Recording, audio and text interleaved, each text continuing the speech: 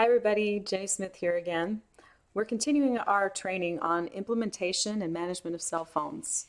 So in our last video, we talked about the current state of things in the classroom, and we discussed how important tone is in your developing your cellular phone policy. And based on research, I recommended that you choose a positive permissive or a positive restrictive policy in your classroom.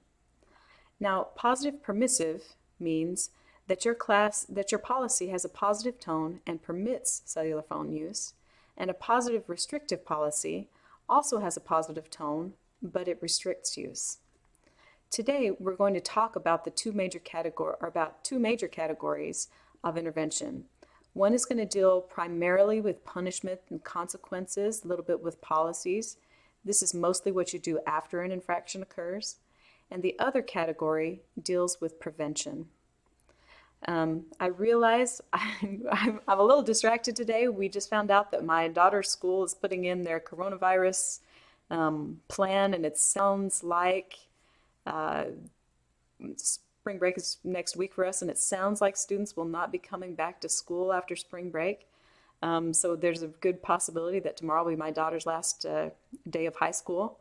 So it's a little bit of a shock. We're kind of trying to adjust to that reality. And so I realize some of you are finding yourself in the same situation, and many of you may actually not even have a chance to use some of the material that we're talking about today. But you'll be super prepared for next year when you get back to your seminary or youth classes. So again, today we're talking about two major categories of interventions. One is mainly sort of stuff that you do before an infraction occurs, right? Preventative, that'll come towards the end of our slide presentation. The other one is going to deal with sort of punishments and rules and consequences. So let's go ahead and get started. All right, here what you're looking at is a list that shows which interventions are most frequently used by instructors. That's over in the left column. And on the right are the interventions that students rated as the most effective. It turns out there's been a lot of research on which interventions are most effective in curbing unwanted cellular phone use. Let's take a second. I'm going to pause. I hope you're on a screen where you can actually see this and read it. So I'm going to give you a pause just to note the disparities.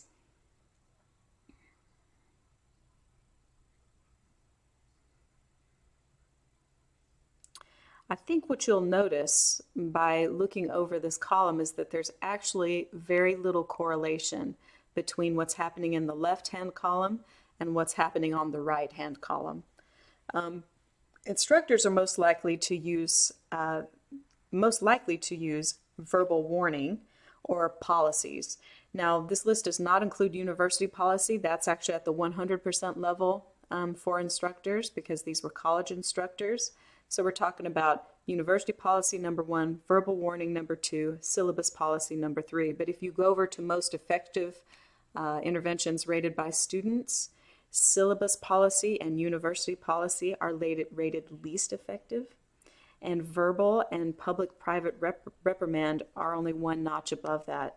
So they're sort of in the middle as far as effectiveness rated by students. Now, the next thing you'll see is that some instructors report that they're trying to use embarrassment or shaming to intervene and stop unwanted cell phone use. Then you see removal from class, grade reduction, having no policy, or taking phones.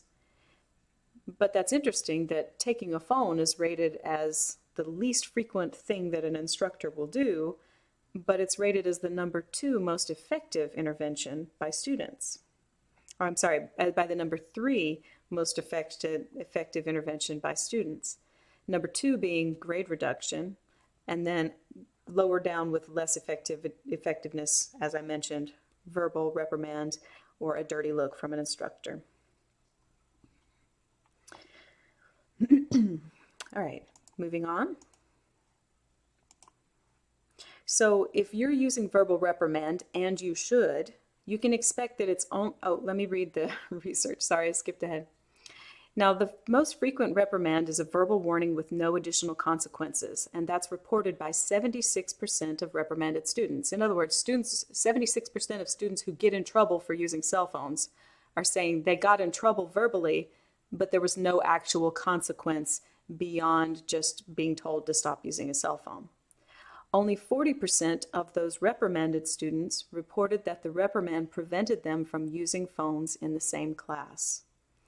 So what this means is that if you use verbal reprimand, and you should, you can expect that it's only going to stop behavior permanently in about 4 of 10 cases.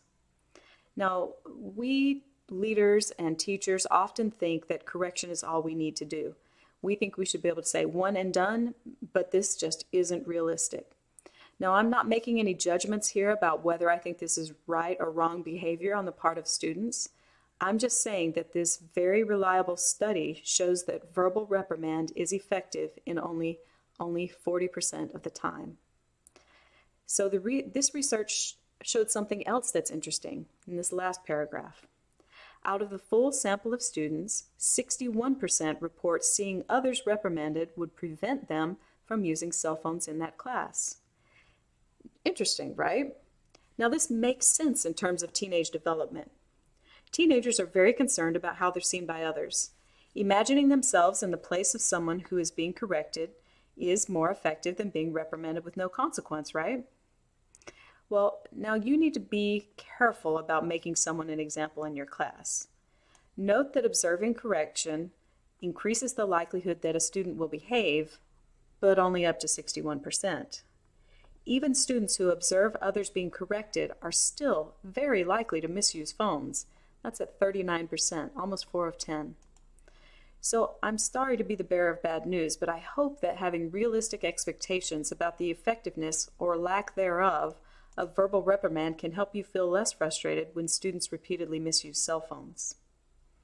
By the way, note above that most frequently verbal reprimand is not followed by any additional consequences. That's in 76% of cases. It's unclear how effective verbal reprimand would be when actual consequences are used. It's also unclear how effective verbal reprimand is on boys versus girls. Would verbal reprimand be more effective on girls who are more sensitive to pleasing others? We're uncertain about that. I predict that you'd have a better effectiveness when using reprimand coupled with consequence rather than just reprimand without consequence. The consequence doesn't need to be major. Maybe it's just a tick on the board or a note to parents, or maybe they have to bring M&Ms in for the treat bucket, whatever. But there should be some consequence, hopefully determined in advance in consultation with the class, well before the infraction occurs. So if you need to correct a student, is it better to make an example of them and correct them publicly, or pull them aside to correct them privately? Well, as far as effectiveness, it's about sixes. The research shows that students find little difference in the effectiveness of public or private reprimands to individual students caught using their cell phones in class. But it's worth noting that students perceive each of these actions as generally or more effective than simply directing eye contact or glaring at a student using a phone. So, dirty look, less effective, has some level of effectiveness, but less effective than the public or private reprimand. Now, Berry and Westphal concluded, from our analysis, it is clear that the policies most frequently implemented by instructors are typically perceived by students as the least effective, and instructors should consider adopting more assertive or punitive policies if they're serious about curtailing phone use in their classes. Ouch! This means if you have a serious cell phone problem in your classes, you need to be willing to do some confrontation. Now look, removing a cell phone ought not to be a big deal. Maybe that's the intervention after a second warning. Let's remember that removal from class is a possibility, and it should probably be included in your policy, but that's the nuclear option. Now, we actually do have some advice from the scriptures and from church leaders that we can follow here. Let's start with the scriptures. This is a scripture found in Matthew 18:15. Now, I'm not showing here the King James Version, but I'm showing several different translations of this particular verse because frankly, I think the other translations are easier to understand. So here are some variety of versions that we're going to look at. If your brother or sister sins, go and point out their fault just between the two of you. If they listen to you, you've won them over. If another believer sins against you, go privately and point out the offense. If the other person listens and confesses it, you have won that person back. If your brother sins against you, go and tell him his fault between you and him alone. If he listens to you, you have gained your brother. Now, you're capable of reading the rest of these, so I won't continue that. But scripturally speaking, your correction should probably happen privately. Anecdotally, I have had fantastic results pulling students aside after class and making a correction. I'll talk about this more in the next video about how you can address a student in a spirit of love and love and concern that's less confrontational, and give some specific examples of how to do that. But we also have information. But anyway, like I'm saying, you need to, probably scripturally speaking, your correction, ideally, for verbal correction, we're talking about verbal correction here, should probably be done in private after class. Now, there's some also great information from Elder Condi back in 1979 that ought to help us when we need to make a correction. Let me read this aloud to you. This is from the article Reproving with Love from the August 1979 Ensign. We've probably all felt it, whether it was as we taught a primary class, disciplined our children, or discussed a problem with our husband or wife, that sudden, irrepressible irritation, sometimes flaring into anger. And we may have let our tongues expose our exasperation, excusing our passions under the guise of reproving betimes with sharpness when moved upon by the Holy Ghost. But at such times of emotion, how can we be sure that our feelings are really expressions of the Spirit and not just adrenaline generated by our anger? And so Brother Condi goes on to an exhaustive list of ways that we can tell when we're certain that the Holy Ghost is moving on us to correct somebody. So I'm not going to read the entire article, but let me give you his top 6 points. First, the intensity of the reproof is appropriate to the cause. That means we're not overreacting to whatever provocation we've experienced. Number 2, we reprove promptly without harboring ill will. Now, this is from the article. Many a parent, prior to spanking a child, informs him, "This is going to hurt me worse than it will hurt you." These feelings should also apply to verbal reproof. In fact, if our reproof has been preceded by persuasion, long-suffering, by gentleness and meekness, and by love unfeigned, by kindness and pure knowledge, physical or verbal abuse will be highly unlikely. So look, I get it. You're not going to be spanking your seminary students, right? That's not a thing that's going to happen. But Elder Condi is saying that these words that we need to be sure that we're using persuasion, long-suffering, gentleness and meekness, love unfeigned, kindness and pure knowledge to precede our feelings before we reprove anybody. Number 3, we follow our reproof with an increase of love. Elder Condi says this love should not be feigned, and faked is the word we would use now, but he says feigned. And it should be forthcoming on the heels of the reproof, not several hours or days of the cold shoulder or silent treatment. This reassurance should be repeated often so that the reproof will not become a barrier to a continuing relationship.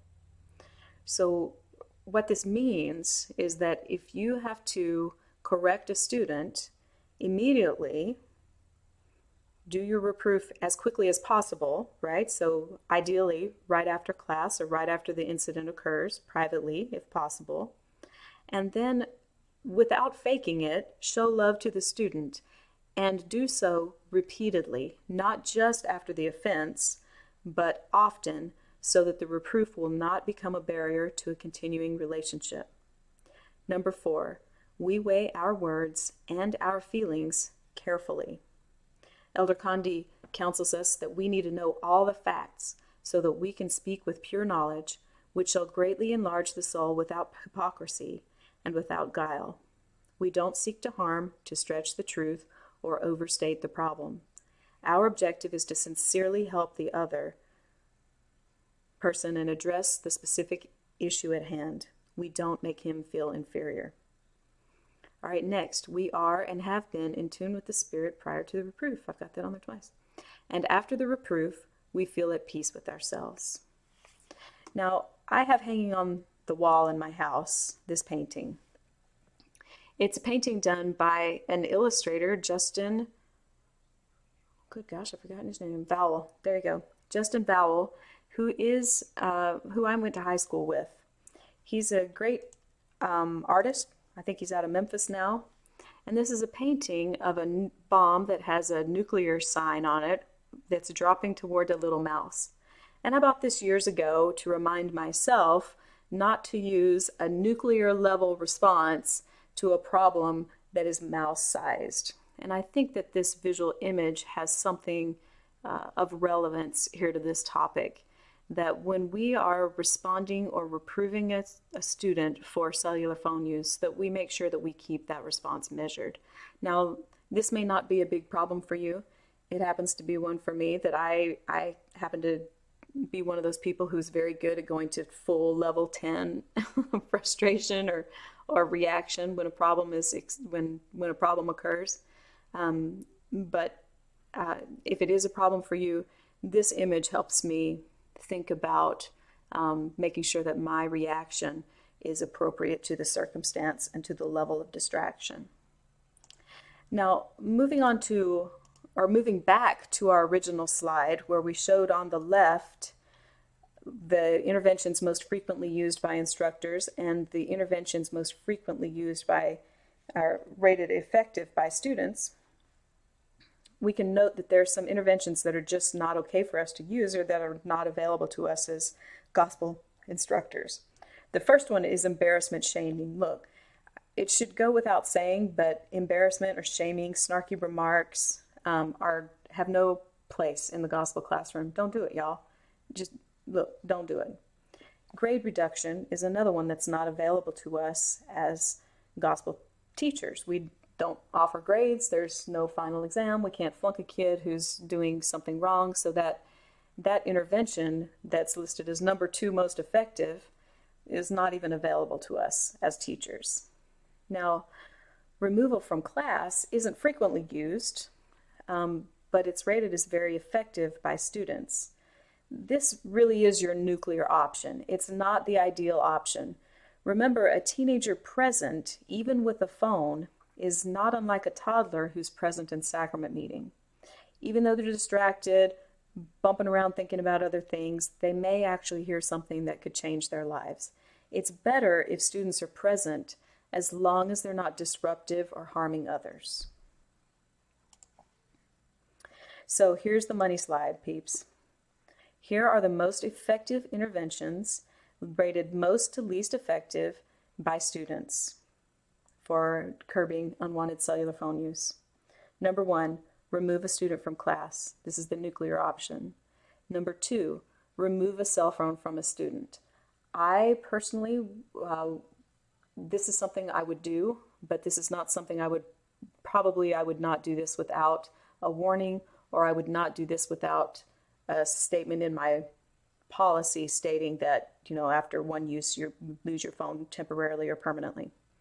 And then number 3, verbal reprimand or warning. So let's take a minute and look at what's really happening in gospel classrooms. So this is preliminary data. This is information that has come from the survey that I sent out to seminary teachers in the Seminary Teacher Facebook group.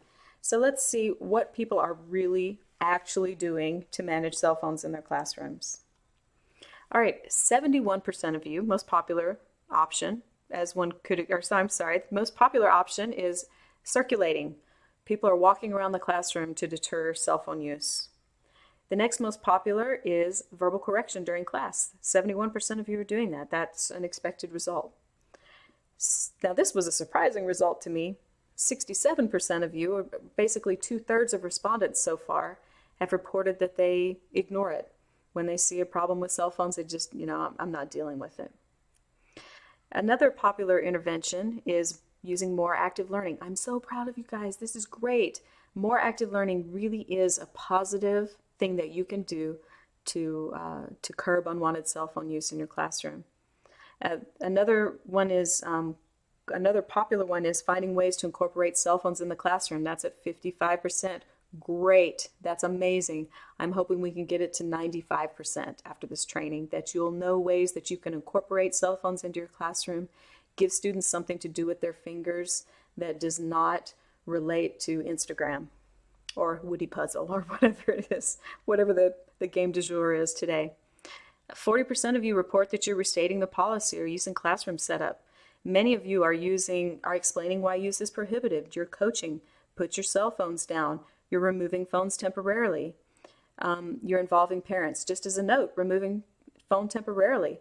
Only 28% of you are reporting that you've ever done that, but that is the number 2 most effective thing that you can do to prevent improper cell phone use in your class. So that might, I realize that seems a little, perhaps a little aggressive, but do consider that is a very effective way of curbing unwanted cellular phone use in the classroom. All right, one surprising that's a little bit shocking to me, a little bit surprising, is who we're choosing to involve when there's a problem with students. 21% of you so far have reported that you involve parents. Now, this is a good thing depending on the level of problem with the classroom, level of defiance and level of issue. And that's expected. Involving the bishop or branch president, I'm proud that there's only 4.8% of you that are reporting you do that. Generally speaking, it's not a great idea to involve a bishop or branch president in this type of an issue. I'm glad to see that this level is so low, because almost always on the seminary teacher Facebook group, when someone says that they're having a problem with the student, many teachers will say, oh, well, talk to your bishop, make your bishop deal with it, make your bishop handle this. And it's not really an appropriate intervention. So I'm glad that it's uncommon, and hopefully that means that you're using it only in the very most extreme cases. Only one individual reports that he or she involved a stake leader, which is interesting because a stake leader is actually your line leader. When you're a seminary teacher, you're a stake seminary teacher, and your boss person would be a stake leader. So yeah, it's interesting that that's only being used in 2% of cases. But the most surprising finding is that 0%, not one individual, reports that they reached out to an SI representative. Now, I'm not quite sure what this finding means. I think it probably indicates that that teachers who have a problem are reaching out to those that they think have authority over the student, who can force the student to comply, rather than reaching out to individuals who can teach them techniques to manage cell phones in their classrooms. Does that make sense? An SI representative, of course, does not have any power to force anything on a student, but an SI representative does have the skills and experience and hopefully some wisdom to help you make some decisions about maybe your policy is too strict, or where are some places that you can offer flexibility, or maybe there's a compromise that can be reached between a student and a teacher regarding a specific policy.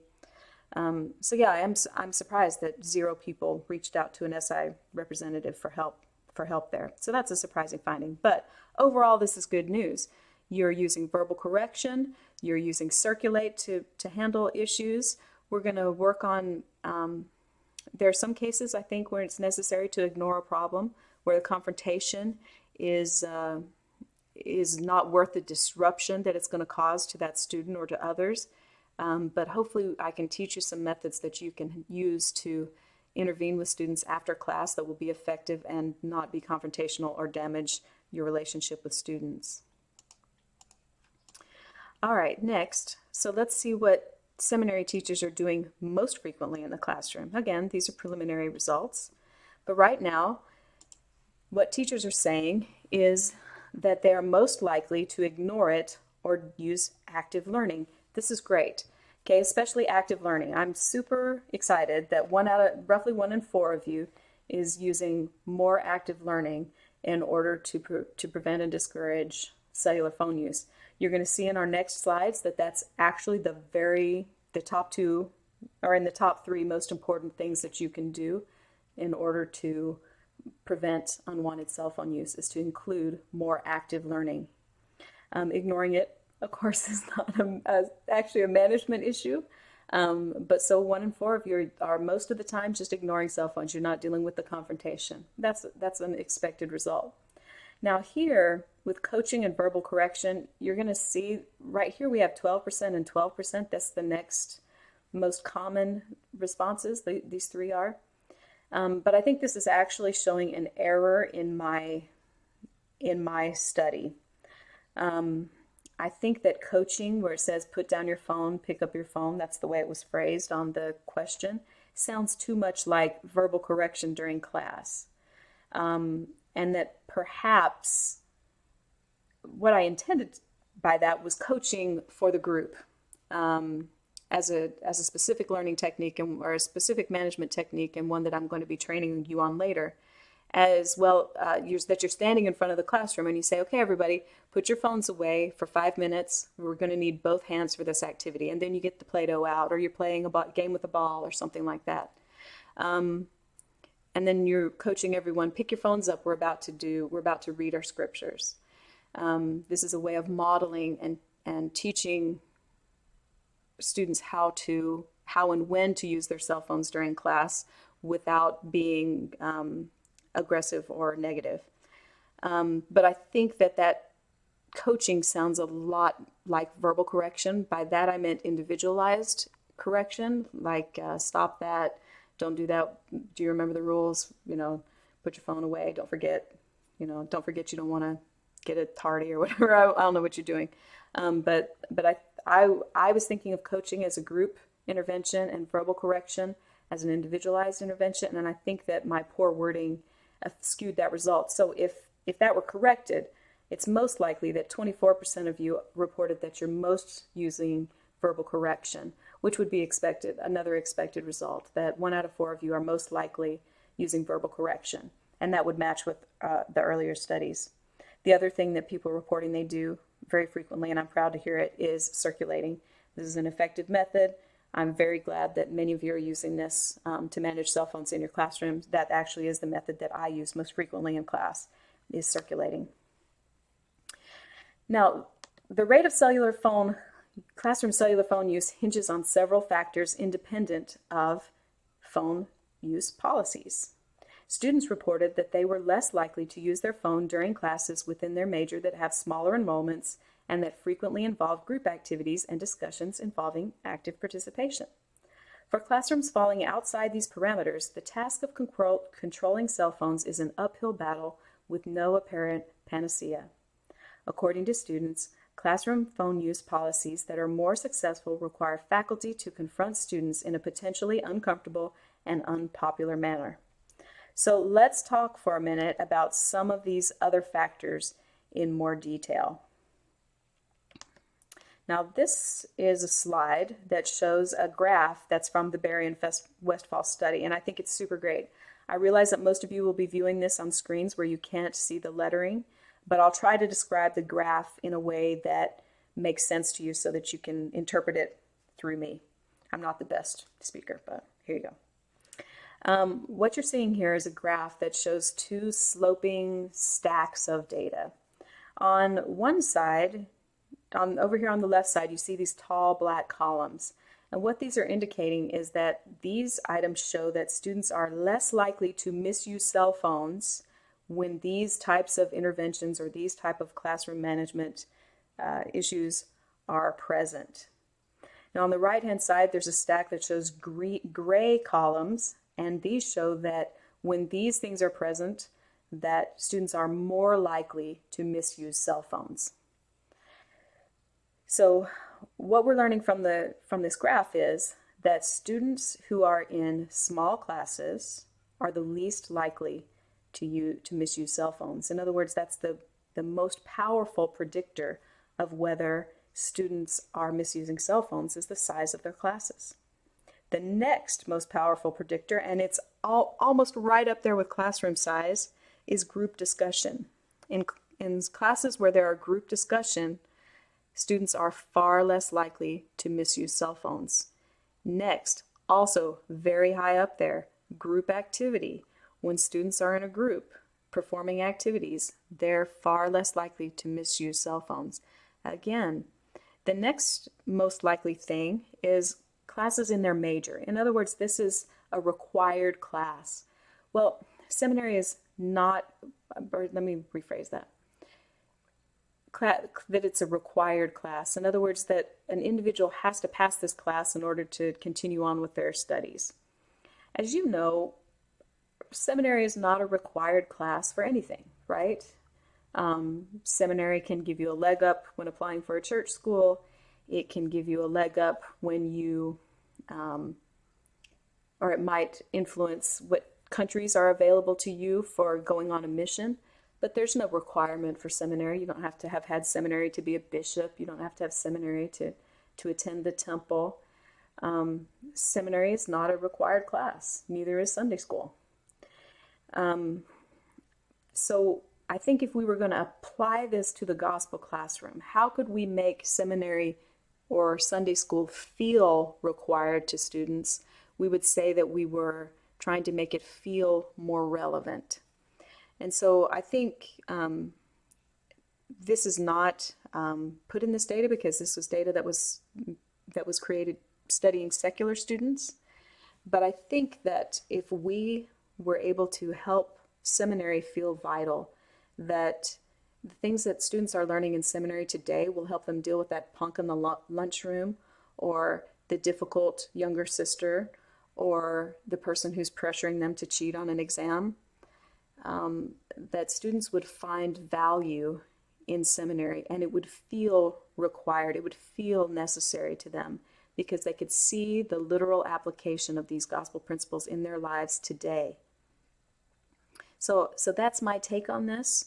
But again, college students are reporting that when a class is required, they're less likely to misuse their cell phones. The next most likely thing to predict whether or not students are likely to use cell phones, and this will shock you, it's showing videos. Yes, those Book of Mormon videos are likely to prevent students from misusing cell phones. Now, this is at the 40-something% likelihood, right? But that's pretty good, that students are less likely to misuse cell phones during a video. So please go ahead, use those Book of Mormon videos. But if I never hear another hot Nephi joke, it'd be too soon. We'll just throw that out there. All right, things that are more likely to increase unwanted cell phone use are having large classes, having long classes, and being at the end of class. Those are the top 3 things that you see over there on the right-hand side. So the longer your class, the more likely students are to misuse cell phones. The larger your class, the more likely students are to use cell phones. And in this case, large means greater than 20. And at the end of class, students are more likely to use cell phones. So let me read this quote. This is kind of a long one, but hold on with me because I really want to hit the notion of smaller classroom sizes to you very hard. Students become more engaged academically and are more engaged socially when class sizes are reduced, and this increased engagement in the classroom is a compelling explanation for increased learning in all subject areas. The main mechanisms developed by sociologists and psychologists in regard to social dynamics within different sized groups center on concepts of visibility and belonging, where individuals in smaller groups are obliged to participate more than counterparts in larger groups. If small group sizes lead students to become more engaged by increasing student visibility and a sense of belonging, students would naturally feel less tempted to use cell phones in class. Because small class sizes increase student visibility, students should be less likely to risk being caught and reprimanded for cell phone use. Further, Since smaller classes are generally more likely to develop a community of learning and belonging, students should be more engaged in class projects and materials and be less likely to be pulled away from class content by cell phone distractions. So to sum up, large and long classes mean increased likelihood of misbehavior. By far, the most effective positive options for you as a teacher are small classes, group discussion, group activity, making the class relevant or required in their minds, and showing videos to discourage wrong use. All right, so it's time for the money slide. So here's the information to sum up everything that we've kind of talked about here in the last little bit. If you were going to approach your stake with some recommendations, here's what you would go to them with. Recommend that class sizes be kept smaller than 20. Now, I'll tell you anecdotally that it is my Jenny Smith opinion that class sizes for seminary should be kept less than 16. When I first started teaching seminary, I had 9 students. That year, had to move in, had some transfers in because of some problems with some other seminary teachers, some personality conflict type things. I ended up with 12 students that year. The next year, I got those students plus some extras who also were having problems with some other teachers and some other situations, had some move-ins, some more kids grew up, bigger classes. I ended up with 16 students. The next year I taught, my class exploded, and I started out the year with 22 students and ended it with 28. By the end of that year, I didn't have 28 students attending. I usually had between 21 and 24 who regularly attended. But I can tell you that the amount of attention I was able to give to individual students, the interaction I was able to have with the individual students, the degree to which I felt like I knew students, the degree to which I was able to cater lessons to specific students or to ask questions that I knew would help or provoke responses from specific students dropped dramatically. I found that the caliber of activity I was able to include in my classes dramatically decreased. That I was far less able, as my groups passed 16, to be able to have group activities. So that's my anecdotal evidence to you, is that I have found in teaching the gospel that anything over 16 is too much. Now this study again shows that recommends that class sizes should be smaller than 20. You can listen to whoever you want, but ideally, in order to increase engagement, help students feel a sense of belonging, give them some visibility in class, and then bonus points, decrease improper use of cell phones. You need to be targeting smaller classroom sizes. Next, number 2 most important thing to do is increase your group discussion. And this is almost as important as having a small class size. Group discussion, group discussion, group discussion. Next, most important, group activity. It's interesting that this is less important than group discussion, but maybe that's a little maturation. But yes, group activity, also very, very important to curb unwanted cell phone use. And then, not nearly as important as the top 3, but also show videos in your classes. That helps curb unwanted cell phone use. But then also, you should be focusing on having shorter, more relevant classes. That information will help you in order to curb unwanted cell phone use in your classes. All right, so you've heard my best data on what is the most effective way to curb unwanted cell phone use in your classes.